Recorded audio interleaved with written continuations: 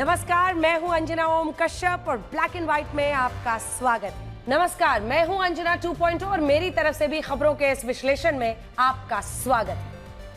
आज सबसे पहले चर्चाओं में आए एक नए ट्रेंड का ब्लैक एंड व्हाइट विश्लेषण करेंगे। इस ट्रेंड का नाम है आई लव मोहम्मद।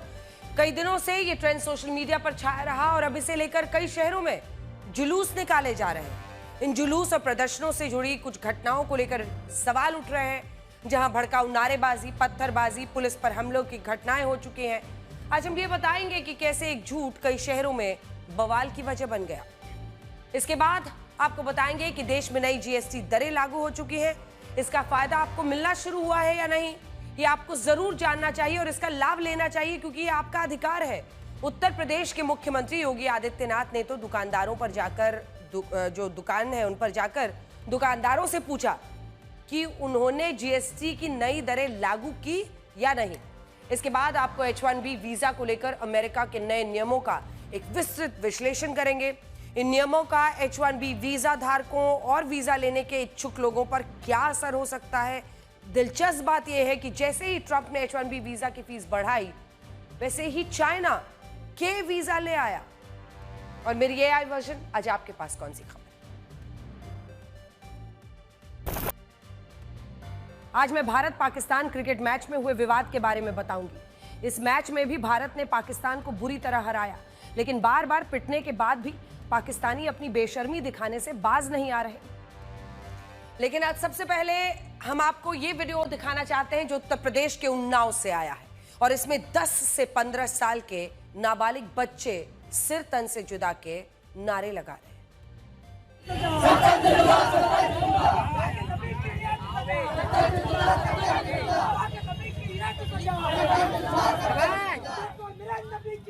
बच्चा बच्चा है कुर्बान।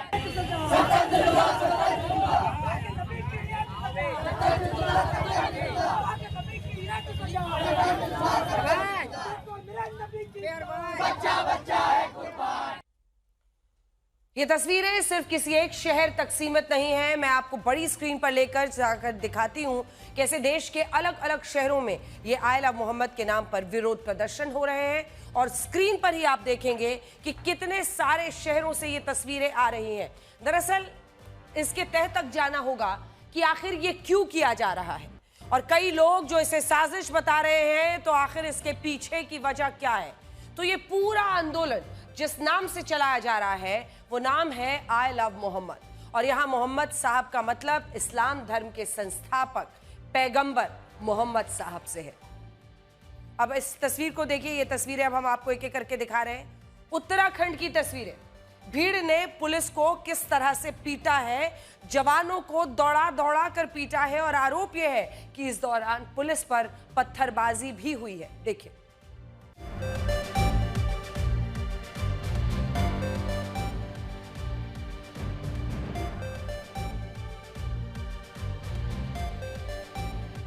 इस वक्त देश के कई शहरों में आई लव मोहम्मद के नाम से जुलूस निकाले जा रहे हैं, और कई मुस्लिम बहुल इलाकों में तो लोगों ने अपने घरों के बाहर आई लव मोहम्मद नाम के पोस्टर्स लगा दिए हैं। आखिर इसकी वजह क्या है? देखिए, ये बरेली की तस्वीरें भी आप देखिए। यहां तस्वीरों में आप देख सकते हैं बरेली में, जहां पर ये पोस्टर्स लेकर लोग सड़कों पर निकले हैं, घरों के बाहर ये पोस्टर लगा रहे हैं। तो आखिर इसका मतलब क्या समझा जाए? ये क्यों करने की ऐसी नौबत आई है? आई लव मोहम्मद के पोस्टर्स लेकर नारेबाजी भी हो रही है, और ये पोस्टर्स लोग अपने घरों के बाहर ऐसे जो इलाके हैं उनमें टांग रहे हैं। ये तस्वीरें क्या कह रही हैं? इसके अलावा महाराष्ट्र के नागपुर में जहां आज एक जुलूस निकाला गया, इसमें भी आप देख सकते हैं कि लोगों के पास ऐसे ही पोस्टर्स थे जिन पर आई लव मोहम्मद लिखा हुआ था। जहां जहां बच्चे हैं, एक बार ध्यान रखिए, जहां जहां बच्चे हैं वहां वहां पर हम उसको मोज़ेक करके दिखा रहे हैं, क्योंकि नाबालिग बच्चों को ऐसे प्रोटेस्ट में शामिल किया गया है, लेकिन हम टीवी पर उनका चेहरा नहीं दिखाएंगे। देखिए, ये पहले ये रिपोर्ट देखिए, वहां की तस्वीरें देखिए। हमारे नबी की क्या पहचान, हमारे नबी की क्या पहचान। लब्बैक लब्बैक लब्बैक या रसूल। हमारे नबी की क्या पहचान। बच्चा बच्चा है कुर्बान।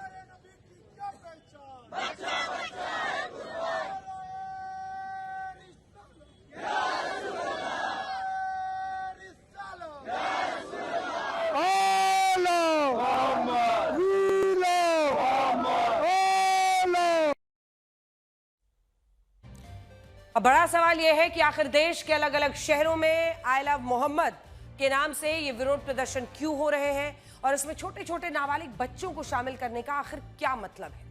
तस्वीरें देखिए, ये पूरा विवाद उत्तर प्रदेश के कानपुर से शुरू हुआ, जहां 5 सितंबर को हिंदू और मुस्लिम पक्ष के बीच एक पोस्टर को लेकर झगड़ा हुआ था।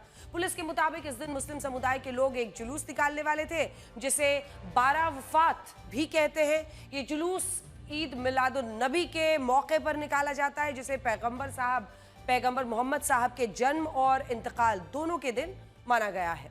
लेकिन हिंदू पक्ष का आरोप था कि इस जुलूस के दौरान मुस्लिम पक्ष के लोगों ने एक ऐसी जगह पर आई लव मोहम्मद नाम का लाइट बोर्ड लगा दिया, जिसकी ना तो पुलिस से कोई अनुमति ली गई और ना ही इससे पहले यहां कभी भी ऐसा कोई बोर्ड लगा था।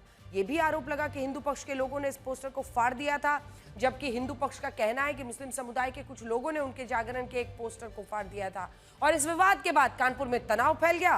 पुलिस ने इस मामले को शांत कराने के लिए दोनों पक्षों के बीच समझौता करा भी दिया था, लेकिन बाद में यह विवाद तब और बढ़ गया जब इस घटना के 4 दिन बाद 9 सितंबर को कानपुर पुलिस ने इस मामले में एक एफआईआर दर्ज की और 9 नामजद और 15 अज्ञात लोगों को इसमें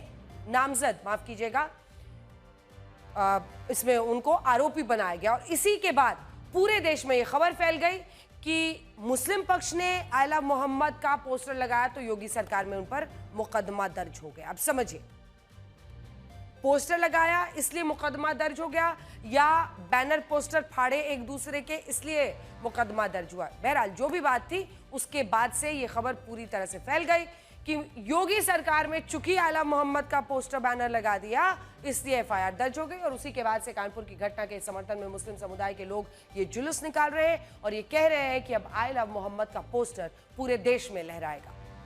हालांकि हम आपको बताना चाहते हैं कि इस मामले में सोशल मीडिया पर झूठ फैलाकर मुस्लिम पक्ष को गुमराह करने की कोशिश हो रही है, भड़काने की कोशिश हो रही है। मैं आपको दिखाती हूं, कानपुर पुलिस ने बताया है इस मामले में कि आई लव मोहम्मद के पोस्टर पर कोई एफआईआर दर्ज नहीं की गई है। एक बार फिर से सुनिए, आई लव मोहम्मद का पोस्टर कानपुर में लगाने पर कोई एफआईआर दर्ज नहीं की गई है। ये जानना बहुत जरूरी है, क्योंकि यही बात भड़काई जा रही है, जिसमें साफ साफ है पुलिस कमिश्नरेट कानपुर नगर का वो उल्लेख ये है कि आई लव मोहम्मद के लिखने या बैनर लगाने पर कोई एफआईआर दर्ज नहीं की गई है, बल्कि परंपरागत स्थान से अलग हटकर नए स्थान पर बैनर लगाने तथा जुलूस निकालने के दौरान इस पक्ष के द्वारा दूसरे पक्ष का बैनर फाड़ने पर हुई है। इस मामले को समझिए, ये पोस्टर जितने भी लोगों को धर्म के नाम पर भड़काया जा रहा है, वो सभी लोग ध्यान से सुने। ये एफआईआर जो कानपुर में दर्ज की गई है, ये पोस्टर या आई लव मोहम्मद लिखने के नाम पर की ही नहीं गई है। ये की गई है गलत जगह पर, जहां की अनुमति नहीं थी वहां पर लगाने के लिए, और दूसरे पक्ष के पोस्टर्स फाड़ने के लिए ये एफआईआर दर्ज की गई है। अनुरोध है कि इस संबंध में कोई भ्रांति ना फैलाई जाए। तो पुलिस कमिश्नरेट कानपुर नगर जो है वो इस पूरे मामले में लगातार ये कोशिश कर रही है कि लोगों के बीच में जो भी इसको लेकर गलत बातें या भ्रम फैलाई जा रही है उनको रोका जाए। कानपुर पुलिस के इस जवाब के बाद आप समझ सकते हैं कि कुछ लोग सोशल मीडिया पर इस घटना को लेकर गुमराह कर रहे हैं, उनकी मंशा क्या है। देश भर के मुसलमान ये मान ले कि कानपुर में आई लव मोहम्मद नाम के इस पोस्टर को लगाने पर मुसलमानों को जेल में डाला जा रहा है, जबकि पुलिस कह रही है कि ये सच नहीं है। कुछ लोग इनमें से गलत काम करते हुए पकड़े गए, यानी जहां पर अनुमति नहीं थी वहां पर जाकर इसे लगाया और दूसरे पक्ष के पोस्टर्स को फाड़ा।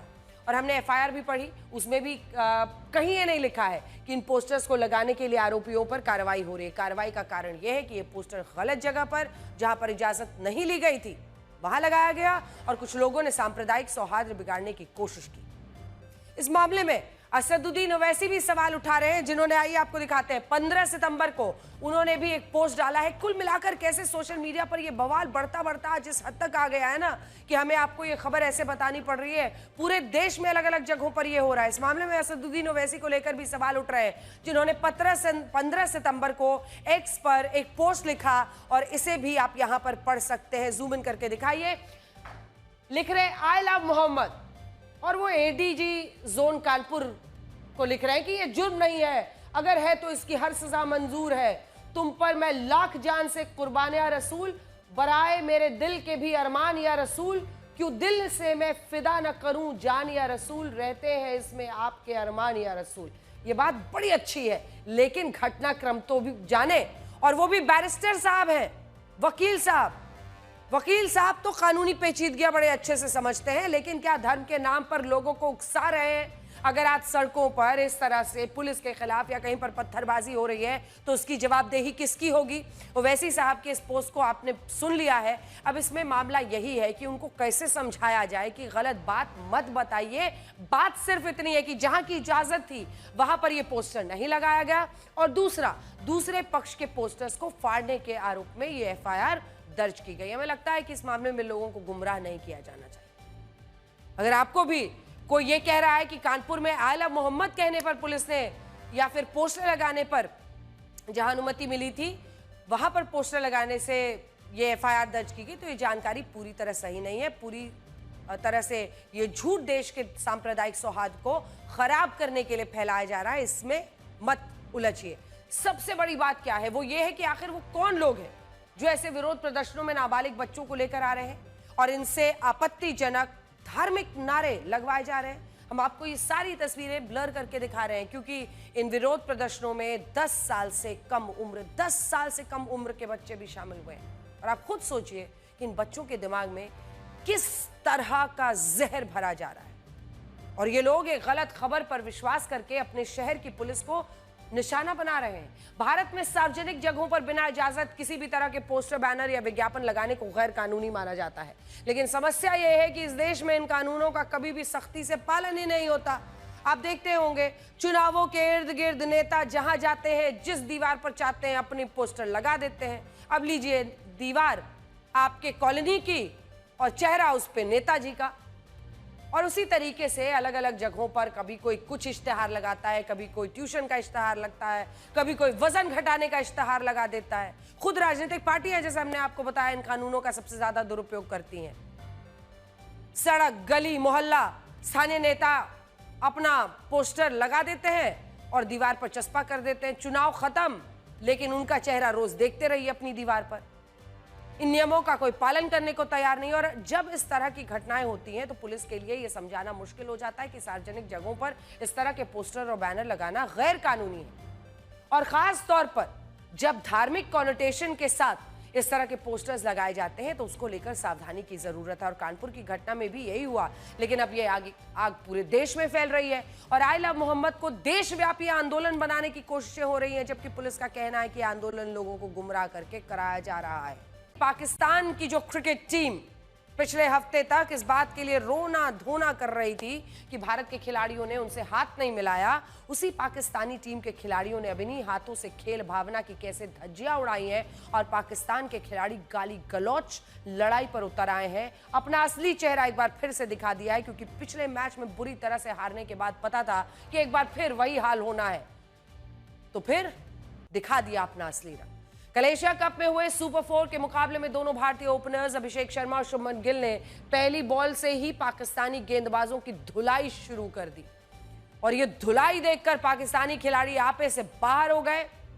इन लोगों ने भारतीय खिलाड़ियों के साथ बहस की, गाली गलौच शुरू कर दी, लेकिन जब अभिषेक शर्मा और शुभमन गिल ने पलटवार शुरू किया तो पाकिस्तानी गेंदबाजों की सारी आक्रामकता, बड़बोलापन कुछ ही सेकेंड्स में फुस हो गया। हमारे खिलाड़ी सिर्फ चौके छक्के ही नहीं लगा रहे थे, बल्कि वो पाकिस्तानी गेंदबाजों को उनकी भाषा में जवाब दे रहे थे। हमने खेल भावना का सम्मान किया, लेकिन सोचिए पाकिस्तान, एक एक हरकत उनकी देखिए।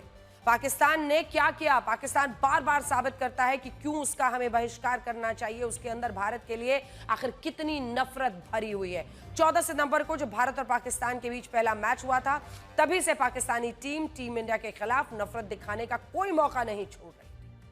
उस मैच में भारत के खिलाड़ियों ने पाकिस्तानी खिलाड़ियों से हाथ मिलाने से इनकार कर दिया था, और इस पर पीसीबी ने खूब नौटंकी की, तमाशा किया, आईसीसी तक शिकायत लिखवा दी। इस तमाशे के बाद पाकिस्तानी टीम और उनके फैंस को कल के मैच का बहुत बेसब्री से इंतजार था, और वो चाहते थे कि पाकिस्तान की टीम इस मैच को जीतकर अपने अपमान का बदला ले, लेकिन एक बार फिर उनका सपना ही रह गया और भारत ने पाकिस्तान को पूरी तरह से हराया, और एक बार फिर ऐसा नहीं लगा कि इस मैच में पाकिस्तान जीत सकता है। वैसे कल पाकिस्तान के खिलाड़ियों को देखकर ऐसा लग रहा था कि जैसे उसके गेंदबाजों के हाथों में बॉम्ब और बल्लेबाजों के हाथों में बंदूकें हो।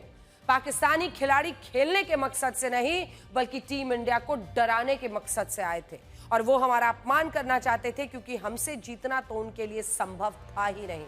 जिस तरह युद्ध में हारकर पाकिस्तान की सेना और सरकार बौखला जाती है, उसके सेना प्रमुख और प्रधानमंत्री दुनिया में भारत के प्रति अपनी नफरत दिखाते हैं, ठीक वैसे ही नफरत कल के मैच में पाकिस्तान के क्रिकेट खिलाड़ियों ने दिखाई।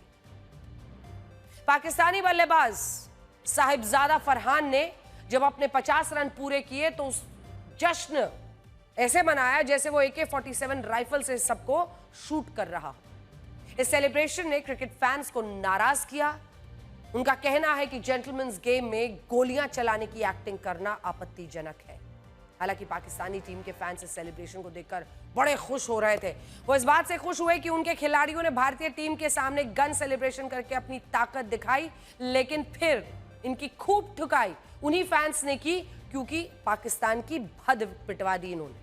हालांकि साहिबजादा फरहान का ये सेलिब्रेशन पाकिस्तान की बेइज्जती करवा रहा है। सोशल मीडिया पर लोग ये लिख रहे हैं कि साहिबजादा फरहान पाकिस्तान के नेशनल स्पोर्ट्स यानी आतंकवाद का प्रमोशन कर रहा है और लोगों ने इस सेलिब्रेशन को आतंकी माइंडसेट वाला सेलिब्रेशन बताया।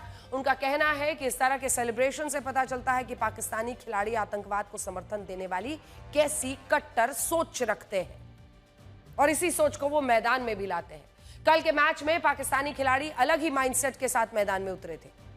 साहिबजादा बंदूक से गोलियां चलाने की एक्टिंग कर रहा था तो हैरिस राउफ फाइटर जेट्स को गिराने के एक्शन कर रहा था।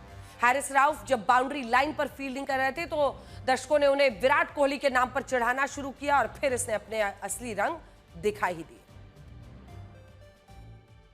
कुछ ऐसी ही एक्टिंग उन्होंने तब भी की जब उन्होंने भारतीय बल्लेबाज संजू सैमसन का विकेट लिया। यहां भी वो फाइटर जेट उड़ाने और क्रैश होने की एक्टिंग कर रहे थे। ये देखिए, ये इनका तरीका है। इस मानसिकता के साथ ये मैदान में उतरते हैं, बार बार हारने। कभी युद्ध के मैदान में हारते हैं, जश्न मनाते हैं, कभी यहां पर पिटते हैं, जश्न मनाते हैं। वो तो अच्छा है ये मैच लाइव चलता है, वरना इसको भी अपनी जीत वो बता देते हैं। विकेट लेने के बाद जश्न मनाते हुए आक्रामकता दिखाना गलत नहीं है। कई बार खिलाड़ी अलग अलग तरीके से सेलिब्रेट करते हैं, लेकिन सेलिब्रेशन के नाम पर गोलियां चलाने की एक्टिंग की क्या किसी भारतीय खिलाड़ी ने? फाइटर जेट मार गिराने की एक्टिंग कभी की क्या? दूसरे टीम के खिलाड़ियों से गाली गलौज करना किसी भी तरह से सही नहीं हो सकता है और यही पाकिस्तान की वो आतंकी मानसिकता है जो बच्चे बच्चे में भरी जाती है और इसी वजह से जब आप उनको क्रिकेट के मैदान में देखते हैं तो देखिए तौर और तरीका। कल के मैच में भी कई बार ऐसा हुआ जब हैरिस राउफ भारतीय बल्लेबाजों से गाली गलौज करते नजर आए। गेंदबाजी के दौरान वो लगातार अभिषेक शर्मा और शुभमन गिल से बहस कर रहे थे। हैरिस राउफ की एक बॉल पर शुभमन गिल ने चौका जड़ दिया था और इसके बाद हैरिस राउफ ने दूसरे एंड पर खड़े अभिषेक शर्मा को अपशब्द कहे थे, जिस पर अभिषेक शर्मा और शुभमन गिल दोनों ने मिलकर हैरिस को अच्छा सबक सिखाया। हैरिस राउफ ही नहीं बल्कि शाहीन अफरीदी मैदान में भारतीय खिलाड़ियों से उलझने की कोशिश की और वो भी लगातार भारतीय खिलाड़ियों को कुछ ना कुछ कह ही रहे थे। अभिषेक शर्मा ने लेकिन वो मजेदार अनुभव भारतीयों को दिया। शाहीन अफरीदी का स्वागत छक्के से किया, पहली बॉल। और बड़े वीडियोस वायरल हो रहे हैं, खोज के देखिएगा, जिसमें एक पाकिस्तानी लड़की बार बार कह रही है पहली गेंद है, अभी आउट होंगे, और उस पर लग जाता है छक्का। उसका बन जाता है चेहरा और उसके बगल में बैठा युवक खूब जोर जोर से हंसने लगता है उस पर। वो फिर कहती है अब इस बार होगा। देखिए, शाहीन अफरीदी का स्वागत छक्के से किया अभिषेक शर्मा ने और इस छक्के ने शाहीन अफरीदी को भड़का दिया। उसने गुस्से में अभिषेक शर्मा को कुछ बोल दिया, लेकिन अभिषेक शर्मा ने भी उन्हीं की भाषा में जवाब दिया। लगभग हर पाकिस्तानी गेंदबाज भारतीय बल्लेबाजों से उलझने में लगा रहा।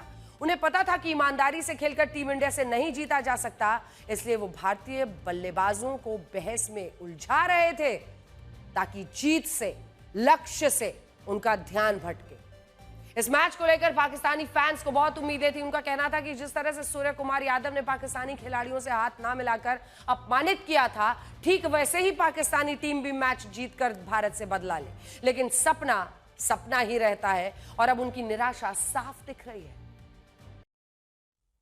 वैसे वो टीवी फोड़ने वाला विजुअल देख के मुझे ध्यान में आया कि एलईडी आए हुए जमाने में, एलसीडी स्क्रीन्स आए हुए बड़े बड़े, कितना जमाना हो गया है, पर आज भी कौन से टीवी है ये जो उनके पास पड़े हैं जिस पे वो टीवी देखते हैं, मैच देखते हैं और उन टीवीज को फोड़ते हैं।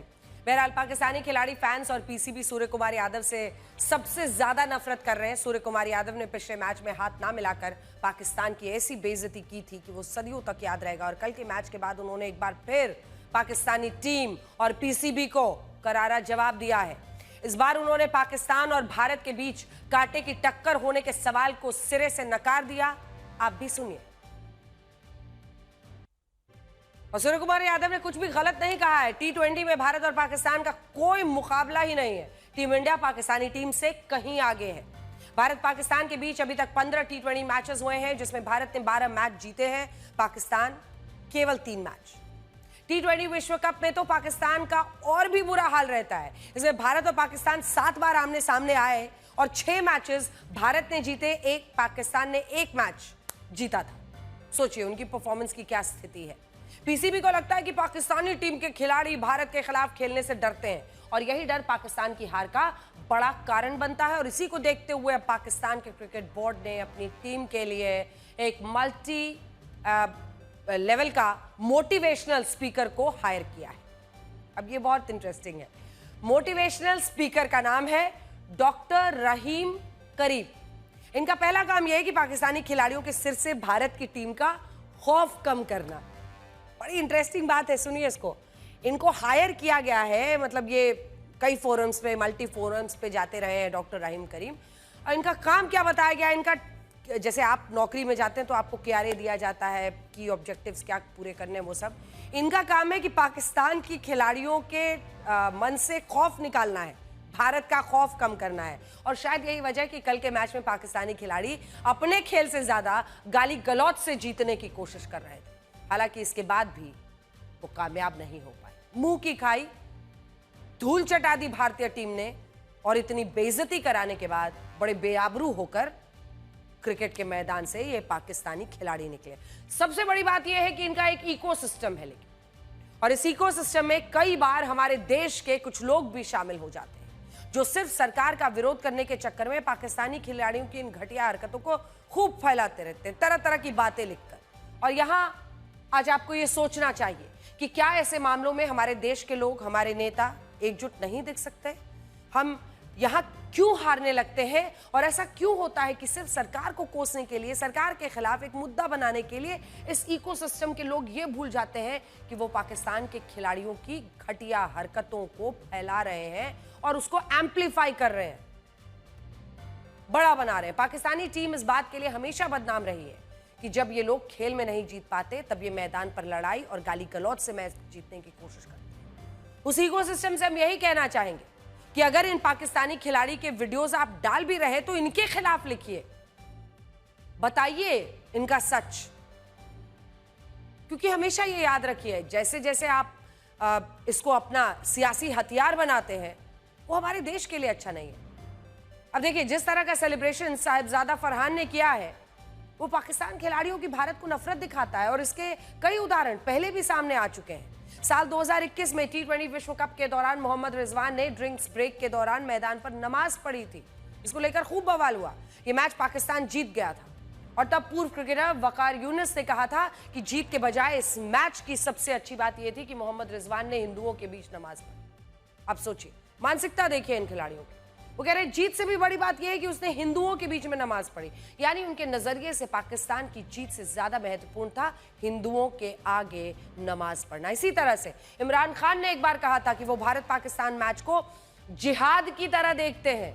इमरान खान के इस बयान का जिक्र पूर्व भारतीय उच्चायुक्त जी पार्थसारथी ने किया था। उन्होंने बताया था कि साल 1982 में भारतीय टीम पाकिस्तान के दौरे पर थी। उस वक्त एक पाकिस्तानी पत्रकार ने इमरान खान से पूछा था कि वो भारत के खिलाफ इतनी अच्छी बॉलिंग कैसे कर लेते हैं। तब उन्होंने कहा था कि जब भी वो भारत के खिलाफ खेलते हैं वो इसे खेल की तरह नहीं बल्कि कश्मीर के बारे में सोचते हैं और इसे जिहाद समझते हैं। आप खुद सोचिए, ऐसी टीम, ऐसे खिलाड़ी मैच जीतने के लिए मैदान पर बेईमानी पर उतर आते हो, उस टीम के खिलाड़ी मैदान में गाली गलौज, लड़ाई, गन सेलिब्रेशन नहीं करेंगे तो और क्या करेंगे?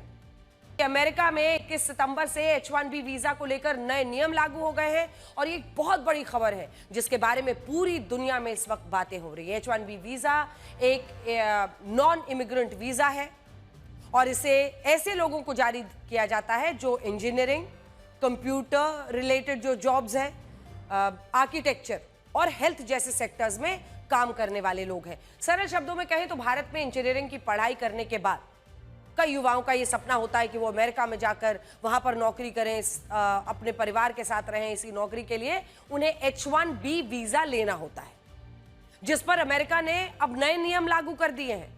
पहले इस वीजा के आवेदन करने पर 2000 से $5000 यानी $2.25 लाख रुपए से लेकर 4.5 लाख रुपए की फीस देनी होती थी। लेकिन अब राष्ट्रपति डोनाल्ड ट्रंप ने इस फीस को बढ़ाकर $1 लाख यानी 88 लाख रुपए कर दिया है। 1 करोड़ रुपए से सिर्फ 12 लाख कम। अब अगर कोई भारतीय पेशेवर अमेरिका में नौकरी के लिए अप्लाई करता है तो उसकी कंपनी को यह वीजा जमा करानी होगी और अमेरिका ने स्पष्ट किया है कि यह वन टाइम फी होगी और इसे सिर्फ नए आवेदकों पर ही लागू किया जाएगा जो पहले से हैं, और जिनको सिर्फ रिन्यूअल करना है उन पर यह लागू नहीं होगा। यानी जो लोग अभी अमेरिका में H-1B वीजा पर नौकरी कर रहे हैं उन पर यह नियम लागू नहीं होगा। इसके अलावा अगर ये लोग छुट्टियों पर अपने परिवार के साथ भारत आए हुए हैं तो इन पर 21 सितंबर के बाद अमेरिका लौटने पर यह नई फीस लागू नहीं होगी। ये फीस सिर्फ उन्हीं लोगों पर लागू होगी जो पहली बार H-1B वीजा के तहत अमेरिका में नौकरी के लिए आवेदन देंगे और वन टाइम फी के तौर पर इनसे भारतीय रुपयों में 88 लाख रुपए लिए जाएंगे, जो पहले के मुकाबले 20 गुना ज्यादा है। अब देखिए, अगर आप इसको भारत के नजरिए से देखिए, युवाओं के सपनों के नजरिए से देखिए, क्योंकि कई लोग हमेशा ये सोचते हैं कि वहीं पर अमेरिका में ही जाकर बसना है, वहीं पर नौकरी करनी है। यहाँ दो बातें अभी स्पष्ट नहीं है। पहली बात यह है कि जो भारतीय अमेरिका में अभी वहां पर आप समझ लीजिए कि नौकरी कर रहे हैं, क्या वो अपने H-1B वीजा को अब 3 साल बाद रिन्यू कराएंगे तो उन्हें कितनी फीस देनी होगी? क्योंकि ज्यादातर लोग यही मान रहे हैं कि अगर उसमें बदलाव नहीं किए गए हैं तो जो रिन्यूअल फीस है वो पुराने हिसाब से ही चलेगा, लेकिन अभी डिटेल्स के लिए इंतजार करना होगा। दूसरा, नए आवेदकों से जो 88 लाख रुपए की वन टाइम फी ली जाएगी, क्या वो वीजा रिजेक्ट होने पर वापस मिलेगी या वापस नहीं मिलेगी? क्योंकि पहले अगर आपका वीजा जब 2.25 लाख की आप फीस देते थे और वीजा रिजेक्ट हो जाता था तब वो फीस वापस नहीं मिलती थी। लेकिन अब अगर 88 लाख रुपए आप दे रहे हैं और वीजा रिजेक्ट हुआ और ये 88 लाख रुपए आपको क्या वापस नहीं मिलेंगे, ये एक बड़ा सेटबैक हो सकता है। मैं आपको बड़ी स्क्रीन पर अब कुछ आंकड़े दिखाना चाहती हूं जिससे आपको ये पता चलेगा कि नए नियमों से भारतीयों का अमेरिका में नौकरी का जो सपना है बहुत सारे लोगों का, वो कैसे टूटेगा। देखिए, अमेरिका में अगर आप देखिए तो H-1B वीजा को लेकर काम करने वाले भारतीयों की सालाना सैलरी कितनी है? $75,000 से लेकर 1 लाख। अमेरिका में H-1B वीजा पर काम करने वाले 59% भारतीयों, ये जो पहला वाला ग्राफिक्स है यहाँ का, इसको थोड़ा सा जूम इन कर लीजिए, ये वाला। 59% जो भारतीय है उनका सालाना वेतन 88.3 लाख रुपए से कम है, यानी 88.3 लाख रुपए से कम है। ये देखिए, अब यहां पर आप देख रहे हैं जो ये 47%, ये 59% भारतीयों की सालाना तनख्वाह $1 लाख यानी 88 लाख रुपए से कम है, जितना उनको वीजा देना है। आप ये पूरा ब्रेकअप देख सकते हैं। इन आंकड़ों से आप ये समझ पाएंगे कि अमेरिका H-1B वीजा के लिए जितनी फीस ले रहा है उतनी तो 60% भारतीयों को वहां पूरे साल में तनख्वाह नहीं मिलती है। आप H-1B वीजा के लिए जो 88 लाख के करीब रुपया ले रहे हैं, इतनी कमाई तो लगभग 59% भारतीयों की सालाना वेतन है। एक साल का पूरा वेतन आप कह रहे हैं कि उनको वापस कर दिया जाए, H-1B वीजा के जरिए वहां पर उनको भुगतान करना पड़ जाए। इस नई फीस का सबसे ज्यादा असर भारत के लोगों पर पड़ेगा, क्योंकि हर साल सबसे ज्यादा H-1B जो वीजा है वो भारत के लोगों को जारी होते हैं, और आप इस ग्राफिक्स में भी देख सकते हैं। सबसे ज्यादा भारत को, जूम इन कीजिए, 74.1%। सबसे ज्यादा अगर आप देखेंगे तो IT सेक्टर में, तमाम सेक्टर्स में सबसे ज्यादा भारत के ही लोग होते हैं, और 74.1% जो H-1B वीजा अमेरिका में इशू हो रहा है, 2021 का ये आंकड़ा है, वो भारत को हुआ है 74%। बाकी वीजा सोचिए दूसरे देशों में। अब आइए साल 2023 पर 72.3%, थोड़ी सी इसमें गिरावट आई थी। और फिर अब आ जाइए वर्ष 2024 में, जहां पर भारत का 71%। और चाइना का आप देखिए 11.7%। और इसीलिए हमेशा कहा जाता है, ब्रेन ड्रेन शब्द का इस्तेमाल होता है कि भारत से जितने बहुत ही जिसको आप कह सकते हैं कि अच्छे और आईटी प्रोफेशनल्स हैं, वो सभी के सभी अमेरिका का रुख करते हैं। और सोर्स इसका USCIS है, जिसके जरिए हम आपको ये पूरे आंकड़े दिखा रहे हैं। अमेरिका एक साल में 65,000 H1B वीजा जारी करता है।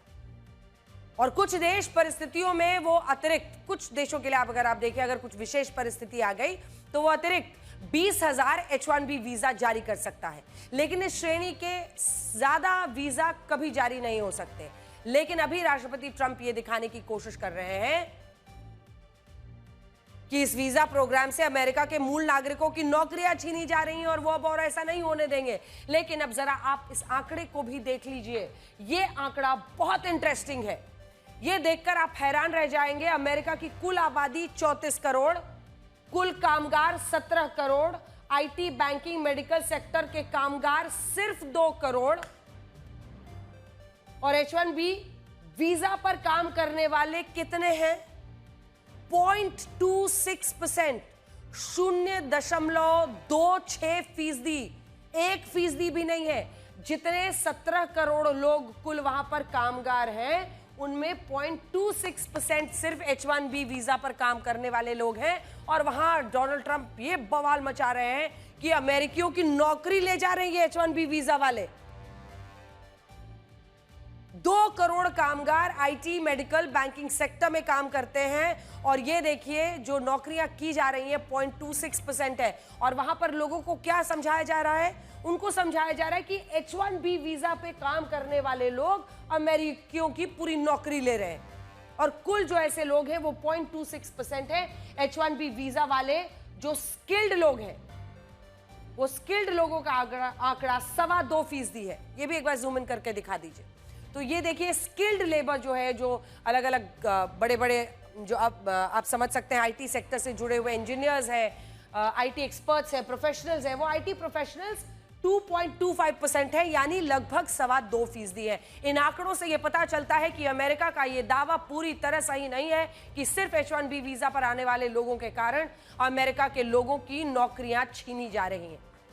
हकीकत तो यह है कि जो भारतीय इस वीजा पर अपना देश छोड़कर अमेरिका में नौकरी करने के लिए जाते हैं, वो वहां की अर्थव्यवस्था में बहुत बड़ा योगदान देते हैं।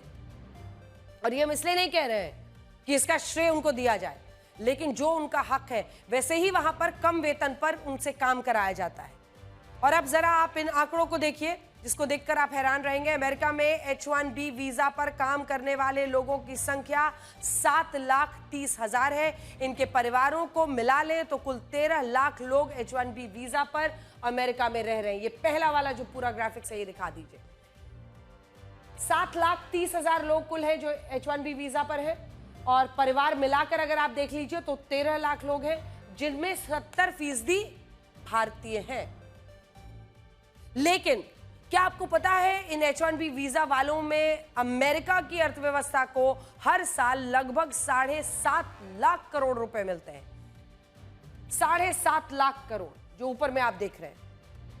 सरकार को इन्हीं H1B वीजा वालों से हर साल 2,12,000 करोड़ रुपए का इनकम टैक्स मिलता है, जो सेकंड कॉलम है, और 97,000 करोड़ रुपए का लोकल टैक्स मिलता है इनको, इन लोगों से।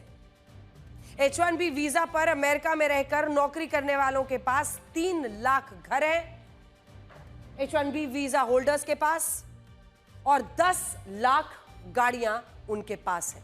और इन लोगों ने अमेरिका की टेक कंपनियों के लिए बड़े बड़े आविष्कार किए हैं, इन्हें वहां पहुंचाया है जहां ये कंपनियां इनके बिना कभी नहीं पहुंच पाती।